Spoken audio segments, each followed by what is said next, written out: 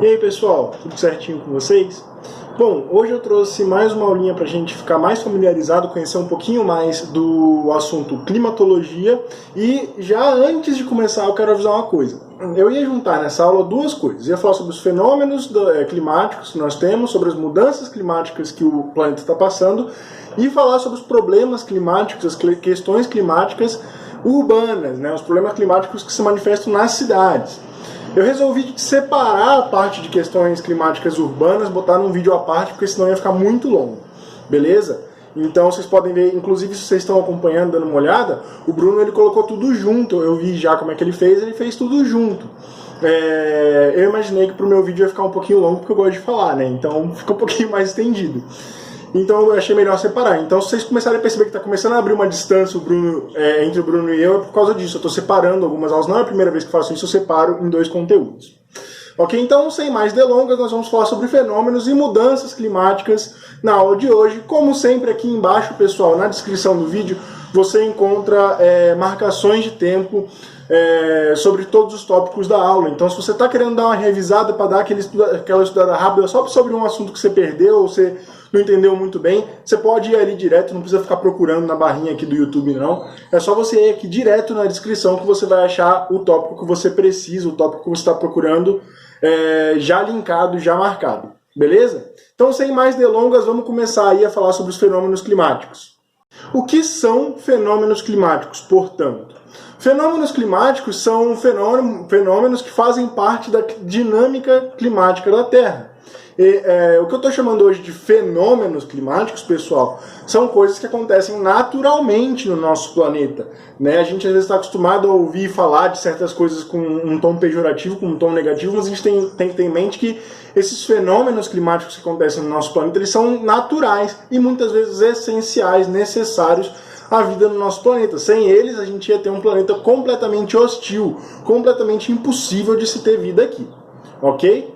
Então vamos lá vamos pular aí para falar do primeiro fenômeno climático que a gente vai ter em mente, vai ter como objeto de estudo, que é o El Niño. O que é o El Niño? O El Niño é o aquecimento. Geralmente a gente usa muito a palavra anormal, gente. Até quando você vai fazer uma pesquisa rápida no Google sobre o El Niño, você vê algumas pessoas falando, né, pessoas até mesmo especialistas falando que é um aquecimento anormal. Eu não quis usar essa palavra porque é normal, ele acontece de tempos em tempos. Então não dá pra falar que é uma coisa anormal. Anormal é uma coisa que acontece uma vez e nunca mais acontece.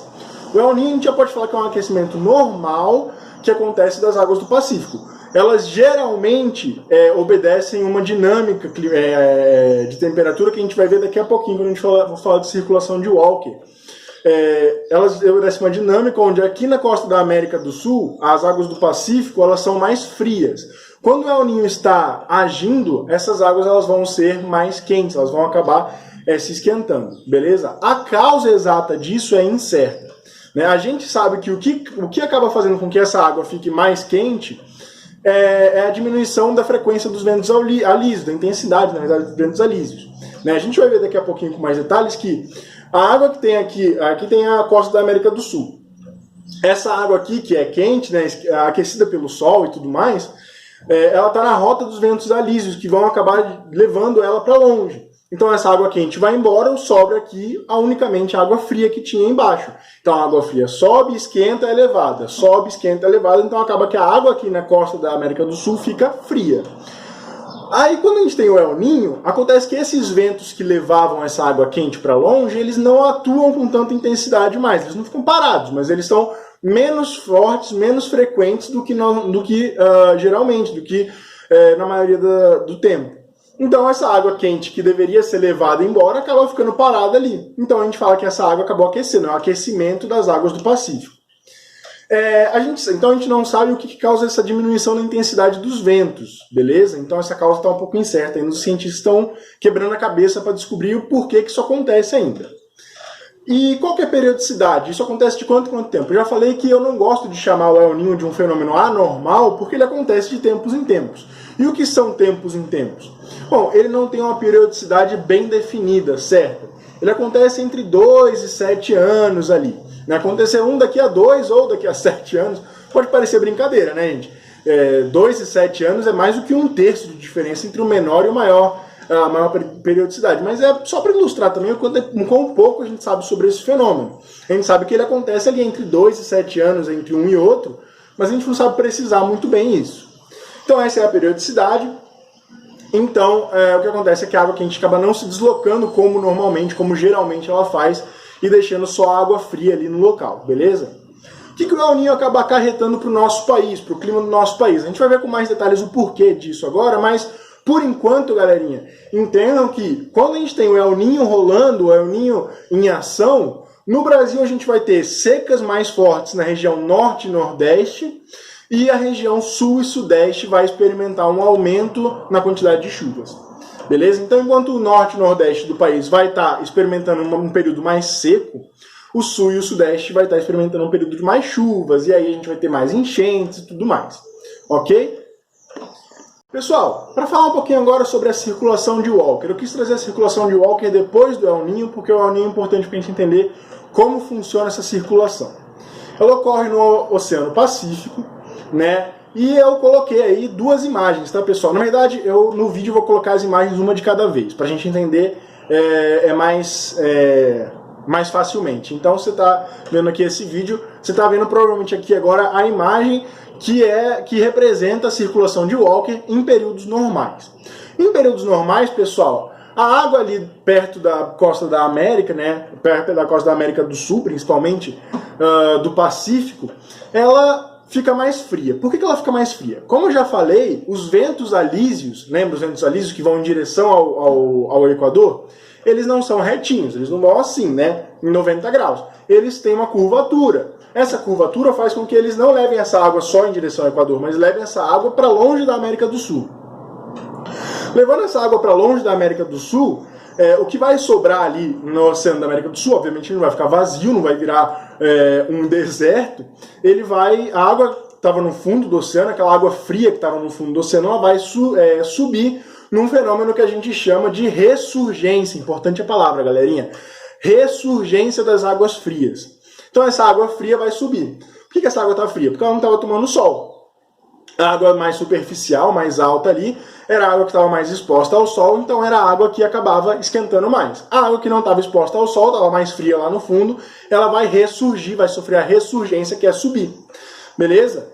Então a gente vai ter aí a água quente sendo levada para oeste, então para a costa ali da Ásia, da Oceania, onde a gente tem a Indonésia, onde a gente tem a Austrália, a gente vai ter essa água quente indo para essa região. Beleza, essa é a circulação de Walker. A água fria indo para a região, saindo da América do Sul, indo para a região da Ásia e Oceania, e a ressurgência das águas frias na América do Sul. Basicamente, a gente tem água fria na América do Sul, água quente na Oceania. Isso acontece só com as águas? Não, isso acontece também com o ar, como vocês podem ver aí na imagem, galera. O ar úmido, quente, em cima das águas da América do Sul, vai ser levado com os ventos alísios para a região da Ásia e da Oceania, aquela zona ali entre a Ásia e a Oceania, na região da Indonésia, ali, da Austrália. Com isso, esse ar quente e úmido vai ser levado para lá, vai fazer chover na região da Ásia e Oceania, né? Então nós vamos ter ali uma região quente e úmida, chuvosa na Ásia e Oceania. Lembra, pessoal, região quente, baixa pressão, calor gera baixa pressão. Então vai ser uma região que vai ser receptora desses ventos aí. É fácil lembrar, os ventos alísios vão chegar ali, então é uma região de baixa pressão. Esses ventos alísios vão trazer esse ar quente e úmido, esse ar vai chover, vai esfriar, vai subir e vai voltar na forma de um ar frio e seco para a região da América do Sul. Vocês podem ver aí no gráfico, pessoal, que a América do Sul, essa região próxima da América do Sul, está recebendo ventos. Então, se ela recebe ventos, ela é uma região de baixa pressão.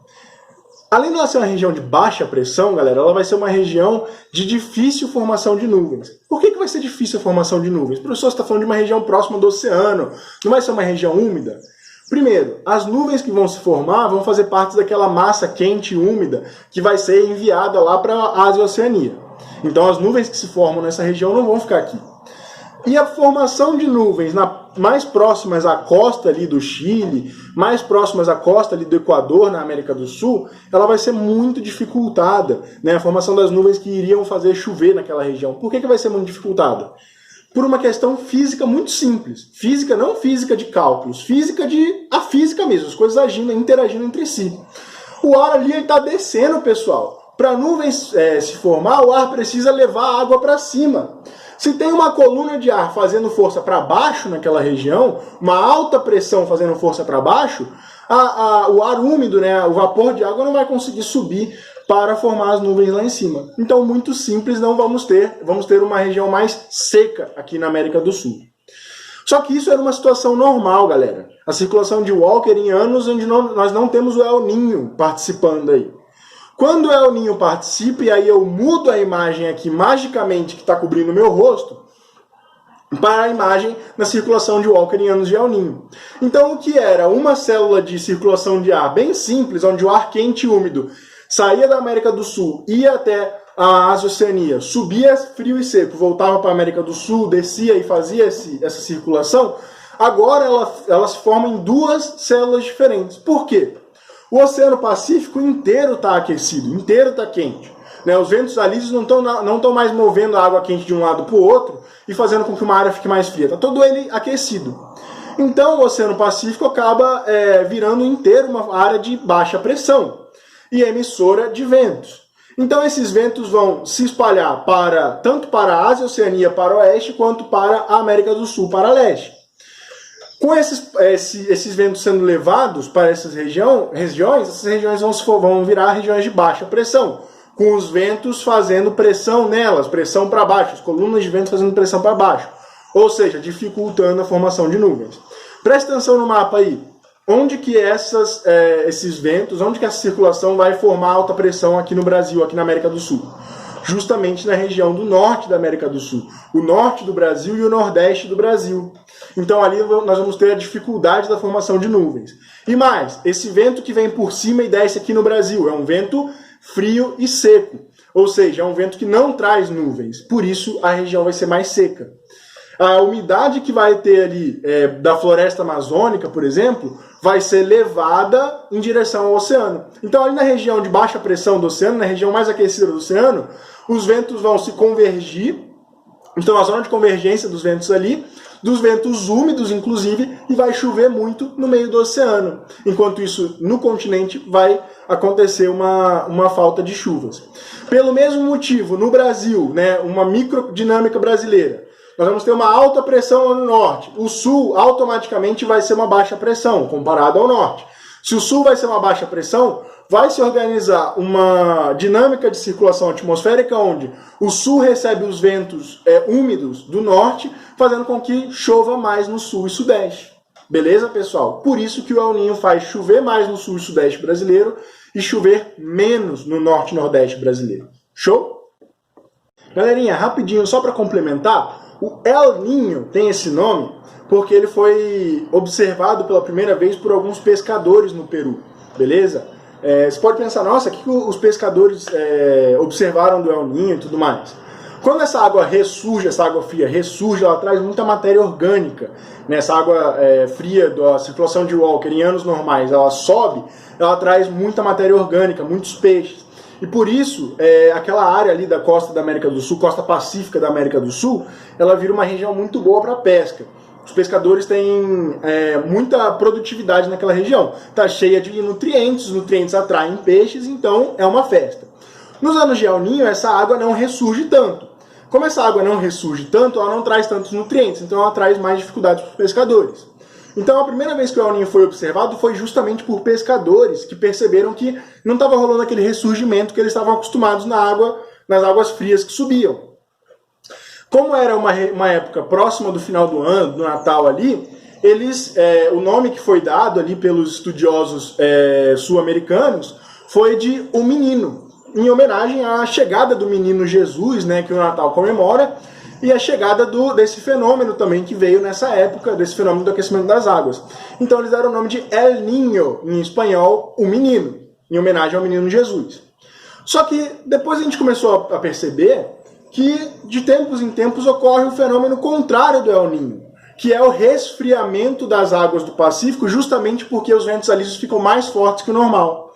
Então você tem ventos alísios mais fortes que o normal, levando ainda mais água e ar úmido e ar quente e úmido embora, então sobra mais, a água que sobra ali fica mais fria, né? Uma intensificação daquela lógica natural da circulação de Walker. E como ele é o fenômeno exatamente o oposto do El Niño, eles resolveram chamar de Laninha, ou a menina. Então El Niño em homenagem ao menino Jesus, Laninha porque é o oposto do El Niño. O Laninha, ele é, então, como eu já falei, exatamente o oposto do El Niño, os ventos alísios ficam mais fortes, ele ocorre mais ou menos na mesma periodicidade, entre 2 e 7 anos, e no Brasil ele vai ter os impactos opostos do El Niño. Então, se o El Niño faz o Norte e o Nordeste experimentarem seca, no Laninha, o Norte e o Nordeste vão ser chuvosos, mais chuvosos. E no Sul e Sudeste nós vamos ter as regiões Sul e Sudeste mais secas. Então nós vamos ter secas fortes no Sul e Sudeste quando o Laninha estiver agindo, beleza, pessoal? Só em contraste aí ao El Niño nós temos o Laninha também. Pessoal, agora a gente começa a entrar num território que a gente precisa de um pouquinho de cuidado para a gente entrar e para a gente conversar. A gente vai começar a falar sobre um fenômeno chamado efeito estufa. E eu sei que todo mundo já ouviu falar de efeito estufa na TV, ou então já leu sobre, viu na internet alguma coisa. Vamos explicar direitinho o que é o efeito estufa antes da gente falar um pouquinho mais sobre suas consequências e tudo mais. O efeito estufa é um efeito que mantém calor na Terra, na atmosfera terrestre. Ele consiste em... Você está vendo aqui a imagem, ó, vou botar a imagem aqui na minha cara. Essa imagem está mostrando o quê? Os raios amarelos são os raios emitidos pelo Sol. Uma pequena parte deles bate na atmosfera e nem entra na Terra e vai embora para o espaço. A maior parte deles entra na atmosfera, bate na superfície terrestre, e aí dessa parte que bateu, uma quantidade vai ser refletida e vai embora, a outra parte vai ser absorvida pela atmosfera. É essa parte absorvida pela atmosfera que a gente quer conversar. Percebam, ó. O raio amarelo bateu na atmosfera, uma parte dele continuou na atmosfera. O que é esses raios vermelhos que a própria atmosfera, não, perdão, pessoal, estou falando da atmosfera aqui, a superfície. Bateu na superfície, continuou na superfície, está emitindo esse raio vermelho. Esses raios vermelhos são os raios que a gente chama de infravermelhos, né? Eles foram representados aí em laranja, né? Na verdade não vermelho muito bem, é um laranja. Esses raios infravermelhos vão ser, lembra que eu falei lá? Eles que vão aquecer o ar. Os raios amarelos, os raios solares que o Sol emite para a gente, eles não aquecem nada de ar. Eles aquecem a superfície e a superfície vai emitir os infravermelhos. O infravermelho emitido pela superfície vai aquecer o ar. Então, o responsável por a gente sentir o calor na atmosfera, no ar à nossa volta, são esses raios que saem da superfície. O efeito estufa vai fazer o quê? Vai fazer com que uma parte desses raios infravermelhos fique presa na atmosfera terrestre. Então, vocês estão vendo que os raios infravermelhos, eles estão uma parte indo embora para o espaço, esquece eles, foi embora, e a outra parte ficou presa aqui na superfície. Essa parte que ficou presa aqui na superfície é o que vai manter o calor que a gente chama, que vai fazer com que a gente sinta o calor, vai fazer com que a superfície terrestre não vire uma superfície congelada, gélida, impossível de se ter vida. Beleza? Então, vamos voltar aqui para o slide.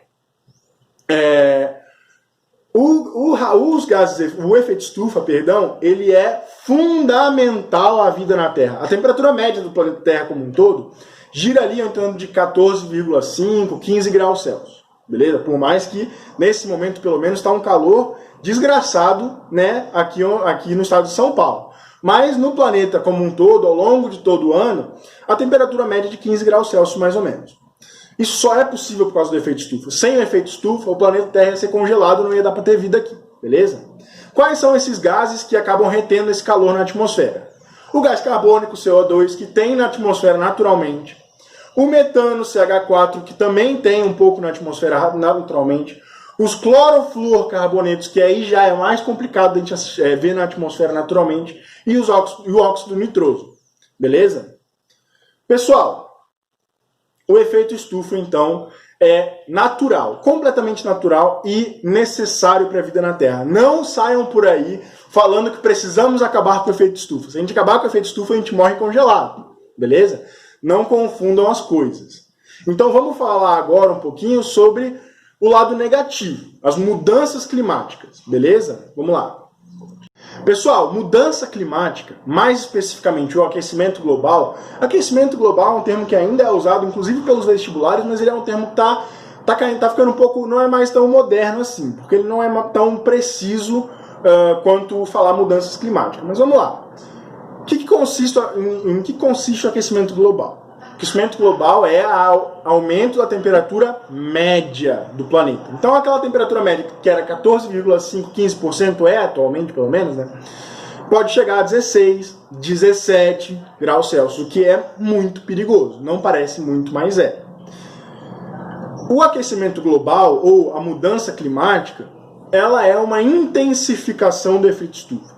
Então o efeito estufa é natural, é bacana, show, parabéns a ele, mantém a vida na Terra.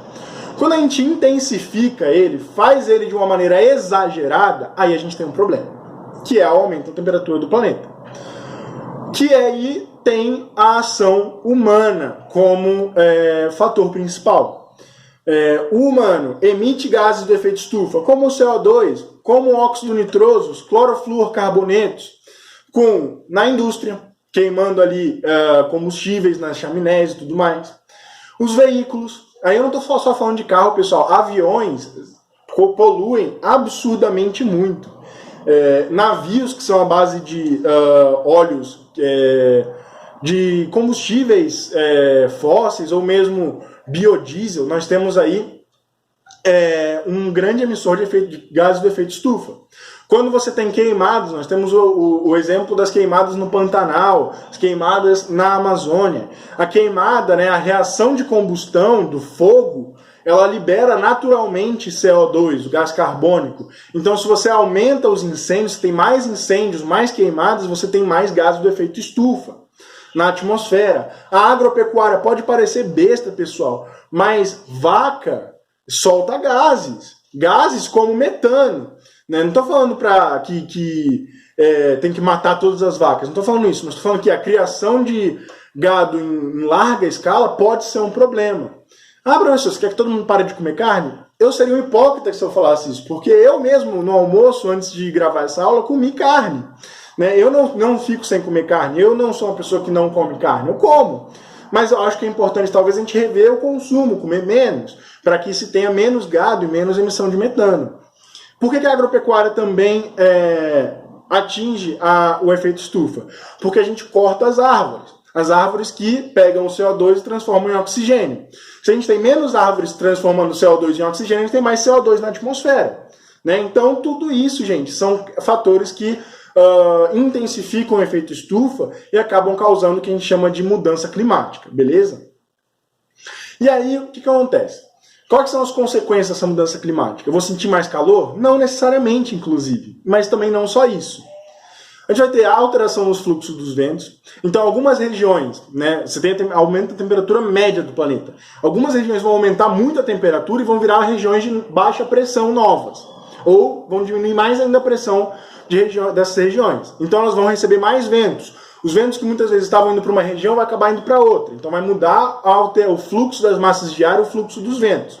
Essa alteração vai criar novas zonas de baixa pressão, inclusive diminuindo a temperatura de alguns lugares. Beleza? Então, olha como é complexo. Então, só para finalizar, pessoal, eu tive um probleminha, acho que cortou aqui, mas resolvido já. Vai ter também no nível dos oceanos. Por que o aumento no nível dos oceanos? A temperatura média do planeta aumentou. Regiões congeladas atualmente vão derreter.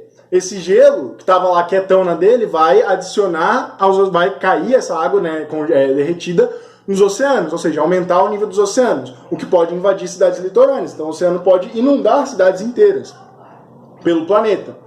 E a formação maior de ciclones, justamente porque está mexendo com as zonas de pressão do planeta. Então, se você mexer com as zonas de pressão do planeta, as zonas mais quentes, ficarem com mais baixa pressão ainda, vão receber ainda mais ventos. E aí, essa convergência de mais ventos pode formar mais ciclones do que a gente está acostumado a ver. Inclusive, esse ano nós já tivemos um recorde de formação de ciclones ali na costa dos Estados Unidos. Então, já pode ser uma consequência, inclusive, do aquecimento global. Beleza, pessoal? Pessoal, o aquecimento global, ultimamente, tem virado um assunto muito polêmico. E é capaz que você já tenha ouvido gente falar que é tudo mentira, que é tudo uma armação, que é tudo invenção. A isso nós damos o nome de negacionismo, que é simplesmente negar o trabalho da ciência. Tem cientistas que estão trabalhando dia e noite sobre esses assuntos. Então eu trouxe aqui 2 tweets de 2 líderes importantes. O primeiro, o presidente dos Estados Unidos, o segundo, o filho do presidente brasileiro, que apesar de não ser o filho só do presidente brasileiro, a gente sabe que o governo brasileiro atualmente tem muita influência dos filhos do presidente no governo. Isso não é nenhuma crítica, é só uma observação. Mas tanto o presidente dos Estados Unidos quanto a família e o próprio presidente do Brasil adotam uma visão negacionista sobre o aquecimento global. Então eu trouxe aqui esse primeiro tweet, que é do Donald Trump, o presidente americano. Ele fala assim, vou traduzir para vocês. Está nevando no Texas, está nevando na Louisiana, recorde de temperaturas baixas pelo país e afora. O aquecimento global é uma mentira, cara. Expensive hoax. Hoax quer dizer boato, quer dizer mentira, boato, qualquer coisa nesse sentido. E aí, expensive é caro. Então ele fala que o aquecimento global é uma mentira que acaba saindo muito caro, porque, segundo esse pensamento, as empresas teriam que gastar para colocar filtros nas fábricas, ou então diminuir a produção e tudo mais. Pessoal, seguinte, o aquecimento global, como eu já falei, ele não causa só calor. Você pode causar alterações na dinâmica climática que vai causar, inclusive, frio em algumas regiões. Inclusive, frio mais do que o normal. É o que a gente chama de extremos climáticos. Uma região vai ficar mais quente do que o normal, super quente. Outra região vai ficar mais frio do que o normal, super frio. E, no final das contas, a temperatura média do planeta vai acabar balanceando, vai acabar ficando um pouco acima, beleza? Por isso que a gente fala que a temperatura média do planeta vai subir 1 grau só, 1,5 graus. Mas algumas regiões vão ter muito mais frio, outras regiões muito mais calor, e quando a gente faz a temperatura média, ela subiu 1 grau, 1,5 graus na média do planeta inteiro. Não vamos esquecer que quando a gente fala de planeta, a gente está falando de toda a Terra. Não está falando só dos Estados Unidos, ou só do estado de São Paulo, só da cidade do Rio de Janeiro. A gente está falando da Terra inteira. Então, não é uma mentira, não é um boato que sai caro. É melhor a gente cuidar de colocar filtros nas fábricas, achar um modelo mais sustentável de desenvolvimento agora, do que a gente ter um planeta que vai ser insustentável para se viver daqui a uns anos, daqui a algumas décadas. Parece longe, pessoal, mas eu e vocês, a gente estará vivendo ainda quando todas essas consequências acabarem chegando. O segundo tweet, pessoal, que eu trouxe para vocês aqui é do filho do presidente brasileiro, Carlos Bolsonaro, e ele, num tom extremamente irônico, ele fala assim, só por curiosidade, se quando está quente a culpa é sempre do possível aquecimento global, então ele já coloca aí uma dúvida, se o aquecimento global é real ou não, é só um possível aquecimento global. Aí ele pergunta, e quando está frio, fora do normal, como é que chama? E aí a gente pode responder a ele, e aí eu nem quero, pessoal, fazer uma crítica aqui, porque entraria na questão política, e não é meu papel. Eu prefiro dar o benefício da dúvida de achar que talvez ele simplesmente não seja muito bem informado na questão. Talvez ele poderia ser um pouquinho mais bem informado nessa questão. Então a gente pode informar aqui que quando está frio fora do normal também é culpa das mudanças climáticas, que a gente popularmente chama de aquecimento global. Inclusive, por isso que o Carlos Bolsonaro acabou colocando nesse tweet que a gente não usa mais tanto o termo aquecimento global, ou está tentando deixar esse termo em desuso para usar mais o termo mudanças climáticas. E, pessoal, eu não quero falar como se fosse um problema exclusivo dos Estados Unidos ou do Brasil, esse negacionismo, porque nós temos pessoas, nós temos políticos, não políticos, sociedade civil organizada muitas vezes, negando o papel da ciência, inclusive agora, durante a pandemia, negando o Covid e tudo mais. E isso é uma coisa normal, muitas vezes, pessoas que tentam negar a ciência simplesmente para não ter que gastar mais investindo nas adequações necessárias ou ter uma dor de cabeça de buscar aí um desenvolvimento sustentável, beleza? Então, pessoal, eu trouxe aqui para vocês também um slide falando sobre o negacionismo.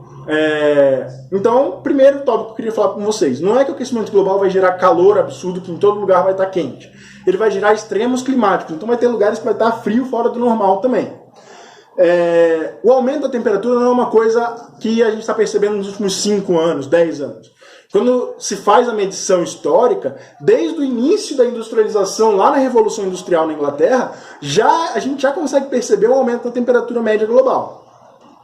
E quando os cientistas vão estudar isso, falar, ok, vou dar uma chance e vou assumir que a gente não tem nada a ver, o ser humano não tem nada a ver com isso. E eles colocam só os fatores naturais na balança, na equação, a conta não fecha. Somente os fatores naturais não contribuiriam tanto para o aquecimento do planeta quanto ele está acontecendo atualmente. Né? A gente ouve muito por aí, você pode ouvir em algum momento alguém falar que é um ciclo natural da Terra, às vezes ela está mais fria, às vezes ela está mais quente, nós passamos por eras glaciais, é verdade.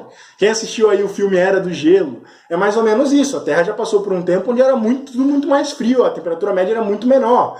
Aí depois ela esquentou naturalmente, agora ela poderia estar esquentando naturalmente de novo. Acontece que essa mudança natural da Terra entre fases glaciais, onde uma hora está bem frio, outra hora não está tão frio, outra hora está mais quente, ela é muito mais lenta, ela é muito mais progressiva. Né? Ela sempre foi, ao longo dos milhões e milhares de anos que passaram, ela sempre foi muito mais lenta. Acontece que essa mudança estava acontecendo aqui, e aí quando a gente começou a industrializar o planeta, ela fez isso. Mais uma vez, pessoal, problemas com armazenamento no celular aqui, tive que apagar algumas coisinhas. Principalmente alguns aplicativos que eu já não usava há algum tempo. Ela subiu, então a temperatura global estava subindo lentamente, por causa da transição natural da Terra. Quando a gente começa a industrializar o planeta, ela sobe lá para cima, rapidinho. Então é por isso que a gente fala que os fenômenos naturais, os fatores naturais não seriam suficientes para explicar o aumento da temperatura da Terra.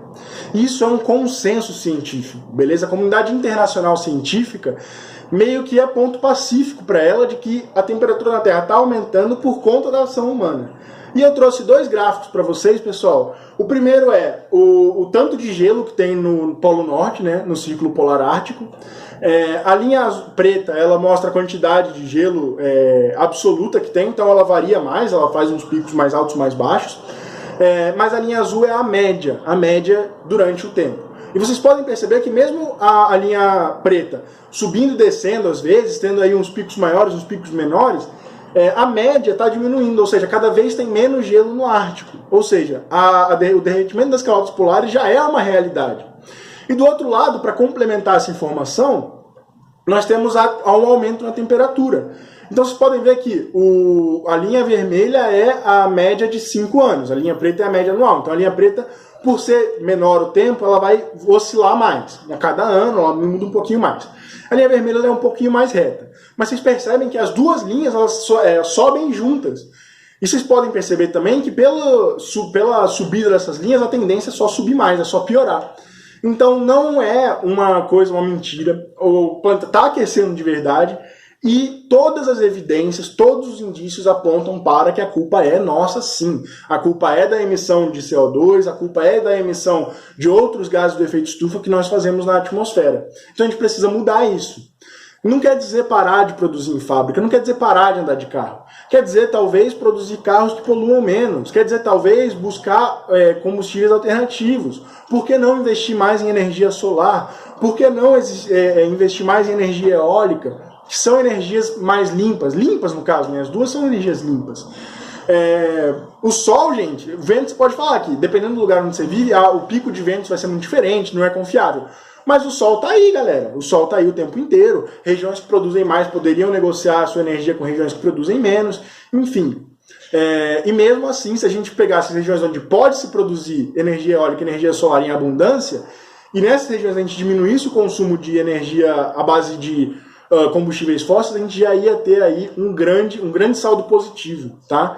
Mesmo que algumas regiões continuassem usando combustíveis fósseis, a gente já ia ter um alívio muito grande para o planeta.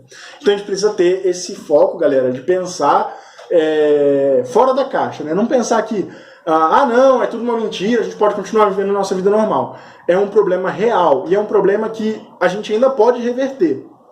Mas talvez daqui a uns 5, 10 anos, a gente já tenha chegado a um nível de gases emitidos que a gente não vai mais conseguir melhorar muito esse problema. E aí vai ser uma situação irreversível. Então, em vez de a gente fechar o olho pro problema porque é mais fácil, porque, deixa pra lá, ixi, isso aí nem é verdade isso daí. A gente tem que tratar com seriedade. Beleza? Pessoal, eu sei que a aula terminou com um clima meio pesado, assim, meio, nossa, fim do mundo e tudo mais. Não é bem esse o intuito, a gente tem como mudar. O intuito é mais conscientizar mesmo pra gente ter atitudes mais sustentáveis. E agora a gente vai fazer 2 exercíciozinhos pra gente ficar craque no assunto. Show? Então vamos lá, pessoal.